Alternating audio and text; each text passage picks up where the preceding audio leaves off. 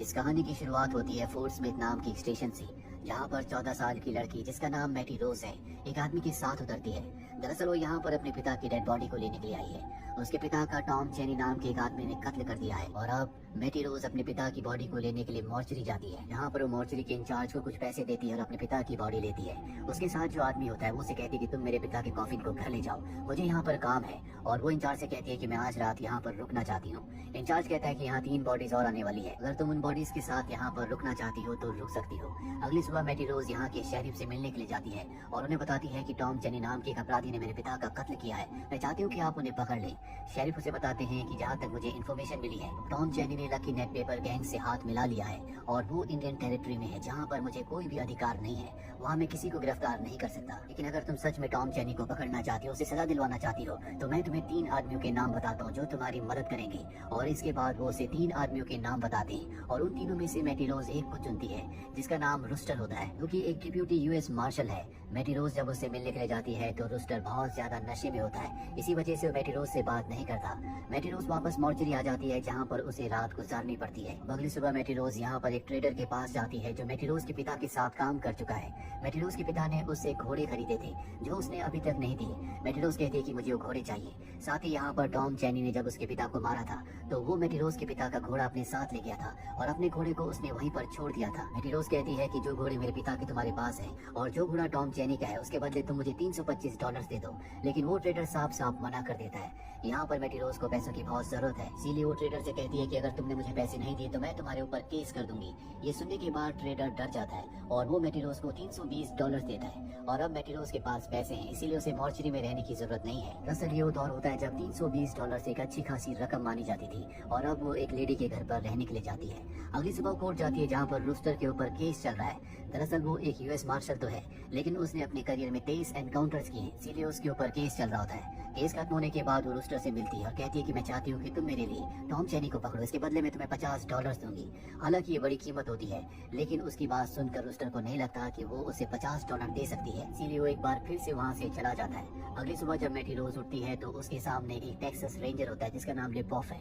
ये department of public safety से belong करता है और ये मैटी रोज से टॉम चेनी के बारे में पूछता और बताता है कि उसने सेनेटर का कत्ल किया है, इसीलिए मुझे उसकी तलाश है। पर मैटी रोज उसे बताती है कि ये काम मैंने रूस्टर को दे दिया। ये सुनने के बाद वो वहाँ से चला जाता है और अब एक बार फिर से वो रूस्टर के पास जाती है और उसे कहती है कि मैं तुम्हें 50 नहीं बल्कि $100 दूंगी। अब रूस्टर उसके इस ऑफर को एक्सेप्ट कर लेता है, लेकिन वो कहती है कि मैं भी तुम्हारे साथ जाऊंगी।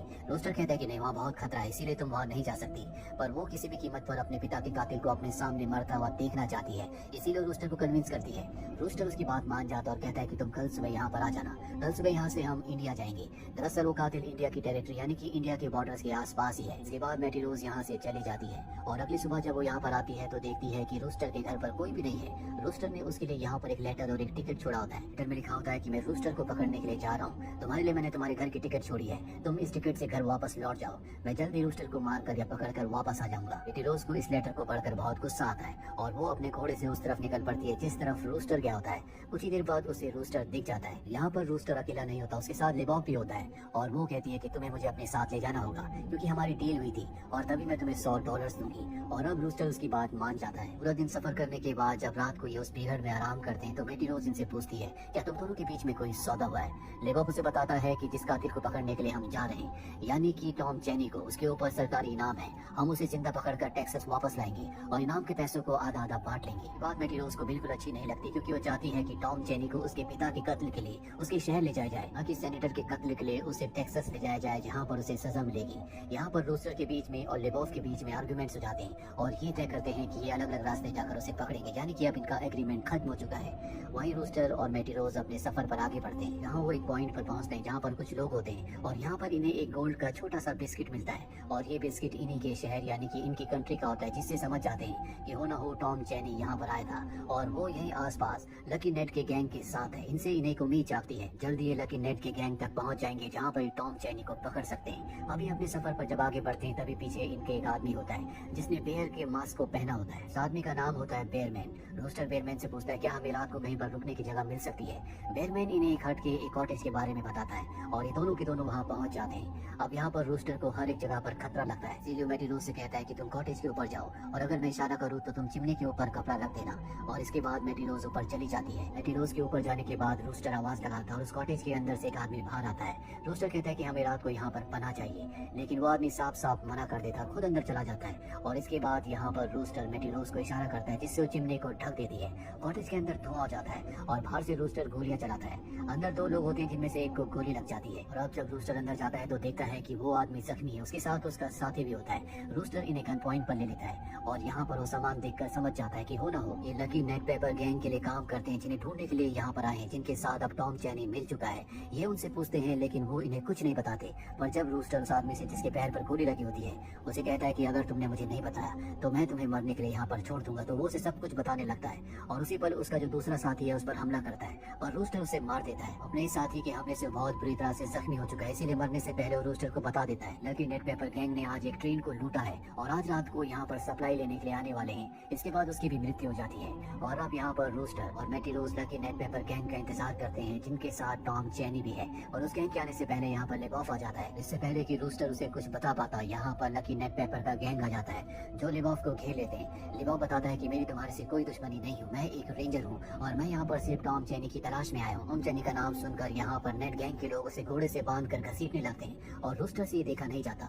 इसीलिए वो गोली चला देता है। दोनों तरफ से गोलीबारी होना शुरू हो जाती है। रूस्टर वहाँ पर सभी को मार देता है, लेकिन नेट जो लकी गैंग का बॉस है वो यहाँ से भागने में कामयाब हो जाता है और इस तरह से रूस्टर यहाँ पर लेबॉफ को बचा लेता है। अब ये तीनों की तीनों अगली सुबह एक बार फिर से अपना सफर तय करते हैं और कई दिनों तक ढूंढने के बाद भी इन्हें लकी पेपर यानी कि नेट और उसकी गैंग का कोई भी नामो निशान नहीं मिलता और ये समझ जाते हैं कि वो पूरा का पूरा गैंग यहाँ से निकल चुका है। इसीलिए अब रूस्टर और लेबॉफ को लगता है कि इस भीड़ में घूमने का कोई भी फायदा नहीं है। और रात को जब एक जगह स्टे करते हैं तो यहाँ पर रूस्टर और लेबॉफ के बीच में आर्गुमेंट्स हो जाते हैं और लेबॉफ कहता है कि अब यहाँ पर रुकने का कोई फायदा नहीं है, मैं टेक्सास वापस जा रहा हूँ। और वो यहाँ से निकल जाता है। हालांकि रूस्टर भी यहाँ से जाना चाहता है, लेकिन मैटी रोज कहते हैं कि हम बहुत दूर तक आ चुके हैं और हमें यहाँ पर और कुछ दिन सर्च करना चाहिए। अगली सुबह मैटी रोज नदी के पास पानी भरने के लिए जाती है और तभी वो देखती है कि वहाँ पर एक आदमी अपने घोड़े के साथ है और वो इस आदमी को पहचान लेती है। ये और कोई नहीं बल्कि टॉम चैनी होता है, जिसने उसके पिता को मारा है। दरअसल इसकी आंख के नीचे एक काला निशान है जिससे वो टॉम चैनी को पहचान लेती है। टॉम चैनी भी उसे पहचान लेता है और जब वो उसकी तरफ आ रहा होता है तभी मैटी रोज अपनी गन निकालकर जो अपने साथ लाई होती है उस पर गोली चलाती है, जिससे वो जख्मी हो जाता है। उसका निशाना चूक गया था और अब टॉम यहाँ पर उसे पकड़ लेता है। दरअसल यहाँ पर नेट और उसके दो और साथी होते हैं। गोली की आवाज सुनकर रूस्टर भी वहाँ पर आ जाता है। दोनों तरफ से फायरिंग होना शुरू हो जाती है और तब नेट रूस्टर को कहता है कि अगर तुमने गोली चलाई तो हम इस लड़के को मार देंगे। इसके बाद रूस्टर वहाँ से दूसरा घोड़ा लेकर चला जाता है। नेट मैटी रोज से पूछता है कि तुम यहाँ पर क्यों आई हो। वो बताती है कि टॉम ने मेरे पिता को मारा, इसीलिए मैं उससे बदला लेने के लिए यहाँ पर आई हूँ। ये सुनने के बाद नेट उसे कुछ नहीं कहता। अब नेट को पता है कि रूस्टर यहाँ से जा चुका है। इनके पास 3 घोड़े होते हैं और ये 4 लोग हैं, यानी कि सब के सब एक साथ यहाँ से नहीं निकल सकते। इसीलिए नेट यहाँ पर टॉम चैनी से कहता है कि तुम इस लड़की के साथ यहाँ पर रुकोगे, जल्दी मैं यहाँ पर तुम्हारे लिए घोड़ा भेजूंगा, जिसके बाद तुम भी यहाँ से निकल सकते हो। और अगर तुमने इस लड़की को कुछ भी नुकसान पहुँचाया तो ना तुम यहाँ से निकल पाओगे, ना तुम्हें तुम्हारा हिस्सा मिलेगा। और नेट यहाँ से अपनी गैंग के साथ निकल जाता है। अब यहाँ पर टॉम चैनी और मैटी रोज है। मैटी रोज टॉम चैनी से कहती है कि अगर तुमने मुझे यहाँ से जाने दिया तो मैं तुम्हारी सजा कम करवा सकती हूँ। इससे टॉम चैनी को गुस्सा आ जाता है और वो उस पर हमला कर देता है, पर इससे पहले कि वो उसे नुकसान पहुंचाता यहाँ पर लेबॉफ आ जाता है। लेबॉफ उसके ऊपर हमला करके उसे बेहोश कर देता है। दरअसल लेबॉफ टेक्सास के लिए नहीं निकला था, अब भी वो आसपास ही था। उसने गोलियों की आवाज सुन ली थी, इसीलिए सही समय पर वो मैटी रोज को बचाने के लिए यहाँ पर पहुंच गया होता है। कुछ समय के बाद ये ऊपर से देखते हैं जहाँ नीचे अब रूस्टर होता है। दरअसल रूस्टर भी वापस आ गया था और रूस्टर के सामने नेट और उसके तीनों साथी भी आ गए होते हैं। रूस्टर नेट से कहता है कि तुम सरेंडर कर दो, पर नेट ऐसा करने से मना करता है, जिसके बाद रूस्टर उनके ऊपर फायरिंग करता है और नेट के तीनों साथियों को मार देता है। नेट भी रूस्टर के ऊपर हमला करता है, जिससे वो घोड़े से गिर जाता है और अब नेट के सामने रूस्टर है। इससे पहले कि वो रूस्टर को मारता, लेबॉफ से दूर से सब कुछ देख रहा होता है। वो वहीं से गोली चलाता है और नेट को मार देता है। यहाँ टॉम चैनी जो बेहोश था, गोलियों की आवाज से वो होश में आ जाता है और पत्थर से लेबॉफ के ऊपर हमला करके उसे बेहोश कर देता है। ठीक उसी वक्त मैटी रोज लेबॉफ की गन उठा लेती है और टॉम चैनी के ऊपर तान देती है और उसे शूट करके मार देती है, लेकिन गन की फोर्स से पीछे वो एक गुफा में गिर जाती है, जहाँ पर एक सांप उसके हाथ में काट लेता है। रूस्टर वहाँ पहुंचकर उसके हाथ से खून चूसता है, लेकिन इससे उसके शरीर का जहर कम नहीं होता। वो उसे उठाकर पास ही की एक जगह ले जाता है, जहाँ पर उसके हाथ को काटना पड़ता है, तभी उसकी जान बच पाती है। और जब तक वो डेंजर से बाहर नहीं निकल जाती, रूस्टर वहीं पर रहता है। मैटी रोज को जब होश आता है तो देखती है कि रूस्टर वहाँ से जा चुका है और अब 25 साल बीत जाते हैं। 25 सालों के बाद मैटी रोज को रूस्टर का लेटर मिलता है, जिसमें लिखा होता है कि वो ट्रैवलिंग वाइल्ड वेस्ट शो कर रहा है और वो वहाँ पर उससे मिलना चाहता है। मैटी रोज पिछले 25 सालों से उससे मिलना चाहती थी, और जब वो उससे मिलने के लिए जाती है तो उसे पता चलता है कि रूस्टर की 3 दिन पहले मृत्यु हो चुकी है। जिसके बाद वो उसकी बॉडी को अपनी फैमिली के सेमेट्री ले जाती है, जहाँ पूरे रीति रिवाजों के साथ सेमेट्री में उसको दफन किया जाता है। वो उसकी ग्रेव के सामने खड़ी होती है। दरअसल मैटी रोज ने आज तक शादी नहीं की और अब वो लिबॉब से मिलना चाहती है, अगर वो जिंदा है, क्योंकि पिछले 25 सालों से ना तो रूस्टर से मिली थी ना ही लिबॉब से, जिन दोनों ने उसकी मदद की थी। इस वजह से वो अपने पिता के कातिल को मार सकी। और इसी के साथ फिल्म ये कहानी यहीं पर खत्म हो जाती है। उम्मीद करते हैं कि ये कहानी आपको